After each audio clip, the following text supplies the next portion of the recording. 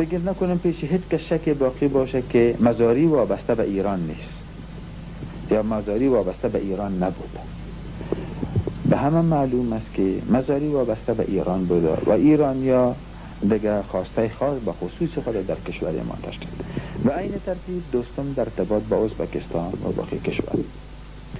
دیگه ملت ما مواجه شد به یک جنگ ناخواسته که قصداً از طرف همسایه توسط همچه عناصر خود فروخته تحمیل شد در کشور و این ادامه یافت تا به امروزی که ما و شما شاهدی مسئله بودیم هستیم.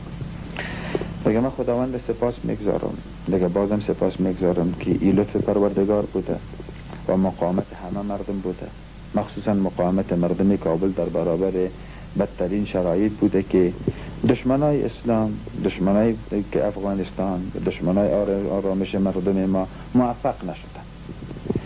دیگه آیسای موفق نشد که دست نشانده خود در ایجا به قدرت برسد.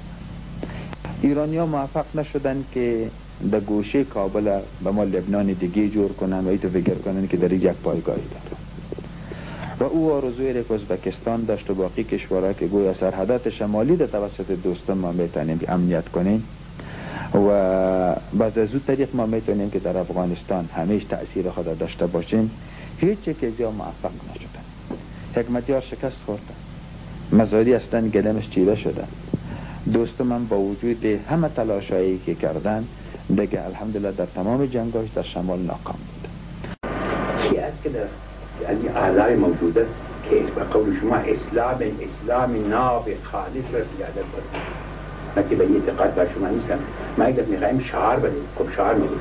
ما میخوایم صد اسلام در افغانستان زیاده شعار بدیم که از پرده بیرون افتاد کار و نه در خانه رندان سخن اینوست که نیست.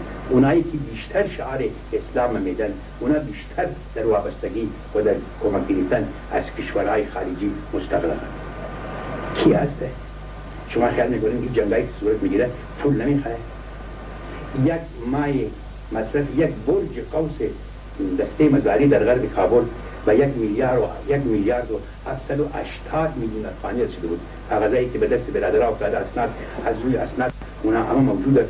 مصرف یک برج قوس 1373 1 میلیارد و 780 میلیون افغانی شده. اینا از داخل ما، اینا تیش کرده یا از خارج مرزامه برای قتل و غارت و خرابی کشوری. امروز همسایه‌های ما بلا استثناء در قضیه مداخله دارن. البته عوامل جنگایی که در احساس سال شده ما نمیگیم که تنها حزب وحدت مسئول بوده. اون چی که به حزب وحدت برمیگرده مسئولیتش به دوش آقای مزاری و خلیلی ما میدانیم. ولی در اینجا آقای خلیلی بیشتر سبب شد که حزب وحدت دنبال روی سیاست حزب اسلامی بسازد. ایراد اصلی ما هم بود و نقص عمده‌ای در کار می بود. ما به عنوان یک مردمی که در افغانستان یک اقلیت هستیم، ما یک حزب هستیم، ما خصلت‌های خود داریم، خواستهای خود داریم. ما در اینجا دایه از این نداشتیم که ما زعامت افغانستان حتما ما داشته باشیم و سریعی باقت دعوا داشته باشیم. دایه‌ای که حزب اسلامی داشت ما اون دایه را نداشتیم. او توانی را که حزب اسلامی داشت ما او توان هم نداشتیم.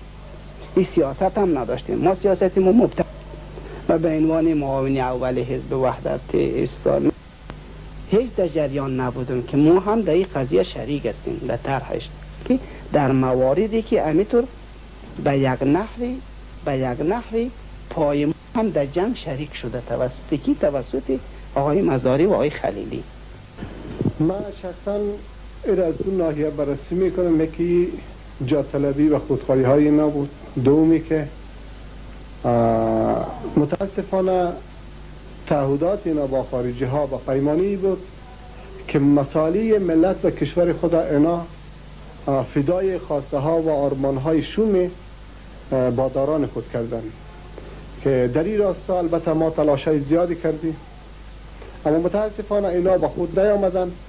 ترجیح دادن که ما مشکلات از طریق تفنگ و ماشه های تفنگ حل میکنیم که ما شما امروز شاهد صحنه هستیم که سرنوشت یا تو چیری که باعث همه دردها و مصائب ملت ما شد امروز به چی قراره و فعلا خب یکیش که بر اساس امو تعهدات نامقدسی که و اعتماد بیجا و بی موردی که آقای مزاری کرده بود و سرنوشت تاریخی و سرنوشت محکوم به مرگ خود قرار گرفت. چون در رابطه با پوهنتون کابل قبلا سخن گفتیم، قابل تذکر است که زمان آقای مزاری اعلان نموده بود که تا احقاق حقوق اهل تشیع و ملیت هزاره در افغانستان و دادن بیش از 35% سهم در کابینه هرگز اجازه نخواهد داد دروازه های پوهنتون باز شوند و گویا آنها پوهنتون کابل را به خاطر تحقق مقاصد سیاسی خود گروگان گرفته بودند. تلاش هایی که به ارتباط